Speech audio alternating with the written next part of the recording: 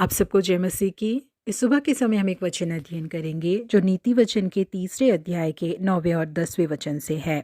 अपनी संपत्ति के द्वारा और अपनी भूमि की सारी पहली उपज दे देकर यहोवा की प्रतिष्ठा करना, इस प्रकार तेरे खाते भरे पूरे रहेंगे और तेरे रसकुंडों से नया दाख मधु उमड़ता रहेगा। आज लिटोर्नियो एक बेहद प्रसिद्ध उद्योगपति हैं, परंतु उनका बचपन बहुत ही बेहतरीन नहीं रहा था। माध्यमिक विद्यालय में पढ़ते समय ही उन्होंने अपनी पढ़ाई को रोक दिया था। 14 साल की उम्र में वो एक लोहे के कारखाने में काम करने के लिए चले गए और वहां पर काम करते समय उनके अंदर चाहत आई कि वो लोहे के बड़े बड़े यंत्रों को बनाए। उन्होंने जमीन को खोदने वाले कई यंत्रों की खोज की। दूसरे महाविश्व युद्ध के दौरान अमेरिका ने इनके द्वारा बनाए गए यंत्रों का इस्तेमाल करके ही अपनी सड़कों को बनाया। उनके पास 300 यंत्रों के सर्वाधिकार मौजूद थे जिनकी खोज उन्होंने की थी। क्योंकि उनकी बहन एक मिशनरी थी, इसीलिए उन्होंने उनसे कहा था कि यदि तुम परमेश्वर की सेवकाई करना चाहते हो तो तुम्हें पूरे समय के लिए सेवकाई में आ जाना चाहिए। इस तरह की एक चाहत को अपने हृदय में लिए हुए लिटोर्नियो एक बेदारी की सभा में पहुंचे। वो अपने मन में ये तय करके गए थे कि यदि परमेश्वर की ओर से मुझे सेवकाई की बुलाहट मिली तो मैं पूरे समय की सेवकाई के लिए चला जाऊंगा। सभा के समाप्त होने पर परमेश्वर के दास ने उनके लिए प्रार्थना किया और उनसे कहा कि परमेश्वर को उद्योगपतियों की भी जरूरत है। इस बात को सुनते ही उन्होंने फौरन अपने कारोबार में परमेश्वर को भी एक सबसे बड़े